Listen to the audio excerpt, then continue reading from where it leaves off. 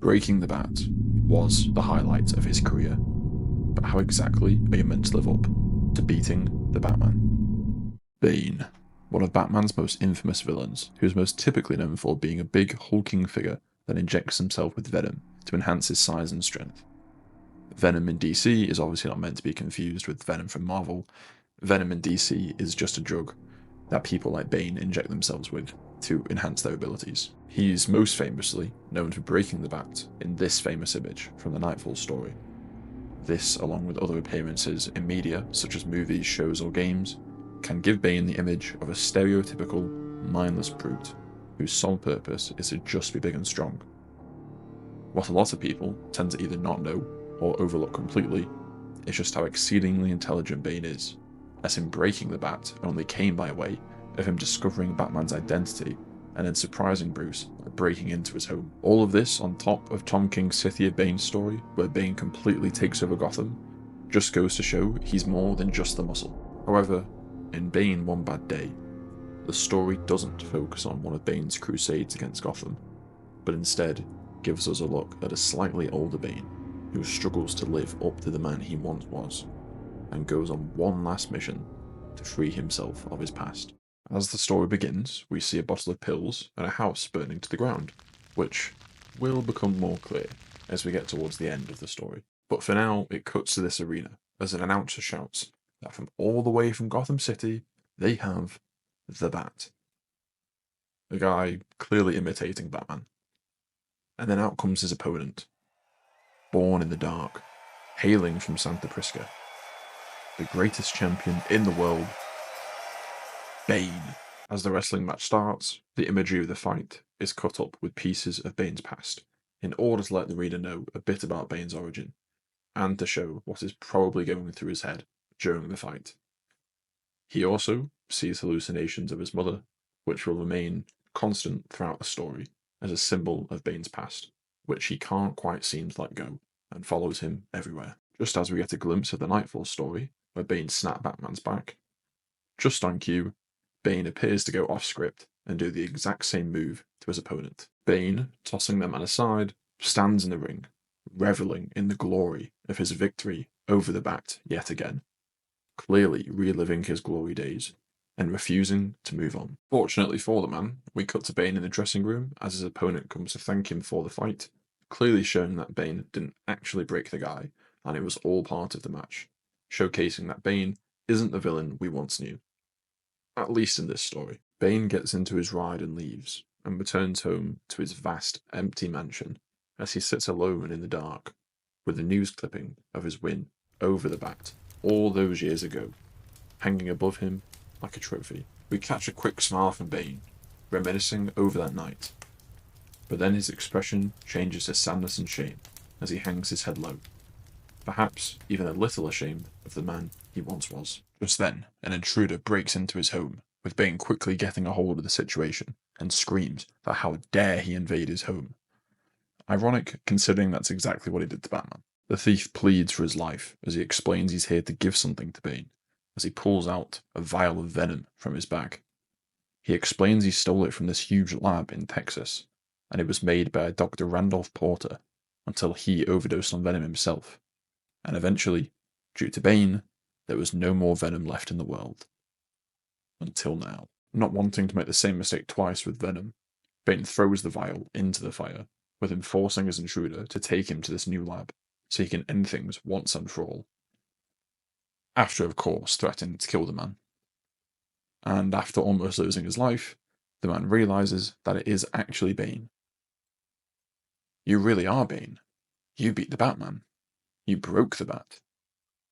With Bane saying no. He did more than that. He killed the Batman. We go back in time to Batman apprehending criminals as he searches for Venom, which of course naturally makes him cross paths with Bane. The two briefly come into blows until Bane offers a truce, as he and Batman actually share a common goal of getting rid of Venom for good. And after that is all done, then they can fight for the last time. The kid doesn't believe a word of what Bane is saying, so he moves the conversation along and asks how he got involved with drugs at such a young age. He tells Bane that his dad was in the business, and that he used him, his own son, to pay things off for him. He tells Bane that he won't understand what he's going through, not knowing that things were similar and probably worse for the big guy when he was at a similar age. They get out of the car and decide to walk the rest of the journey, as the kid asks Bane how exactly did he kill the Batman. Bane recounts that their journey to destroy Venom was a long one, and along the way he and Batman had formed some sort of bond where they began to understand each other and developed some form of respect. They had nearly destroyed all of Venom for good, but with Batman, all roads lead back to Gotham. As the pair continue their investigation, they realise they are not alone and find themselves with a character called Grudge, similar to Bane, as he can also pump venom into him, however being slightly more dangerous as he can actually infect other people with venom. They quickly find themselves surrounded by the infected thugs, as Grudge explains that he's now ready to infect the whole of Gotham. For now, we cut back to the present as our duos say they are going to wait until nightfall to go in, as that is when there is less security, and so, in the meantime, Bane goes back to recalling what happened between him and Batman. They manage to corner Grudge on the rooftop, where Bane is able to plan the EMP to take Grudge out. But he and Batman need to get out of range, or else they could get caught in the blast. But before Bane has time to finish warning Batman, the Bat gets caught by Grudge and orders Bane to detonate the EMP. Bane initially hesitates, showing the journey the pair have been on and how far Bane has come from the guy that once broke him to now wanting to save his life. However, he listens to Batman and detonates the EMP, taking out Grudge and Batman at the same time. Bane's partner is in disbelief and can't believe that Batman died saving one of his most infamous villains.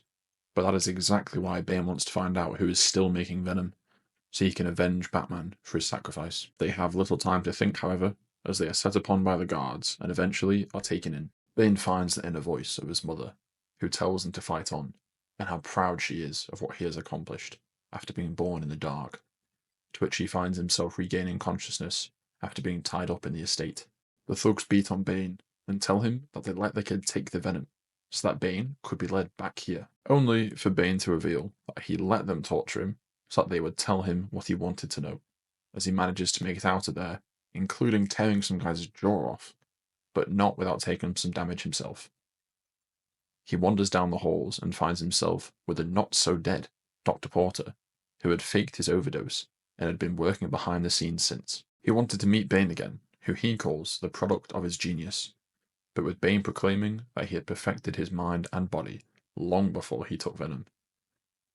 He threatens to use the young kid as his final guinea pig, and begins to taunt Bane's pride, and says how he's just a washed-up old man trying to relive the glory days. Clearly not about to let him insult his pride, Bane takes it to the Doctor, and a fight ensues. Unfortunately, a much older Bane struggles to keep up with the drugged-up Doctor, and becomes a victim of his own signature move. With Bane now crippled on the floor, the Doctor explains that he wants to give his new version of Venom, which can return him to his peak, even offering it to the boy, with Bane begging him not to take it, as it isn't an escape, but instead becomes its own prison. The kid throws away the pills, thus enraging the Doctor, but before he has time to hurt the boy, Bane gets back on his feet and manages to overcome him, saying that if Batman was able to beat this injury, then so can he, stating that he was always more than the Venom.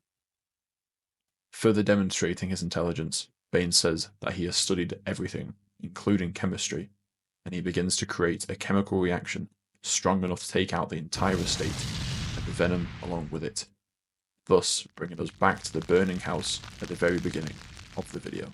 Some time later, and we see Bane recovering in the hospital as he watches a news broadcast going over the events of the story, as it says that some are beginning to call Bane a hero, to which he promptly switches the TV off, as he definitely disagrees with that. Sat alone though, he says, "I beat you. Again." Where we see he's actually talking to Batman, who clearly managed to survive the explosion.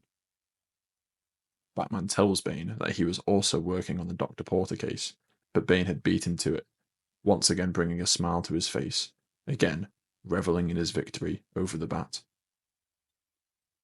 As they agree that the threat of Venom is taken care of, Bane alludes to the secret that kept Bruce alive that day against Grudge, which even his family doesn't know about. And if I had to say, the reason he's alive is probably because he was infected with Venom and survived because of it. But before Bruce can leave, Bane tells him beating Batman was his greatest achievement, something no one had done before, and how beating him meant more to him, as the Bat represented his own fears, that defeating Batman had allowed Bane to become who he is today, while simultaneously becoming the worst day of his life, as he also broke that day, and he has never been able to surpass that moment, and therefore he has since been living in the past, unable to shake the feeling of defeat. He tells Bruce that he wishes to die fighting the Batman, so he can finally free himself of this feeling. But Bruce steps in and tells him that he knows a thing or two about how one bad day can shape the rest of your life, and instead tells Bane to live with this feeling and share his experiences to inspire good in others. He challenges Bane to find a new reason to live, and then, and only then, can they fight. Bane returns to his mansion, taking down the paper of his victory over Batman, and is greeted by the boy as they are about to embark on their own adventure and have Bane teach the boy what he knows. As Bane looks into the distance, he sees his mother standing there for the final time as she fades away, as Bane finally breaks free from his prison of the past, bringing an end to the story.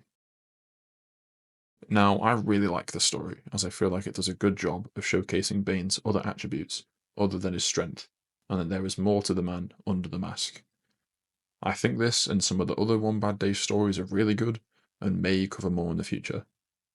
But for now, thanks for watching, and let me know what other types of stories you'd want me to cover in the future.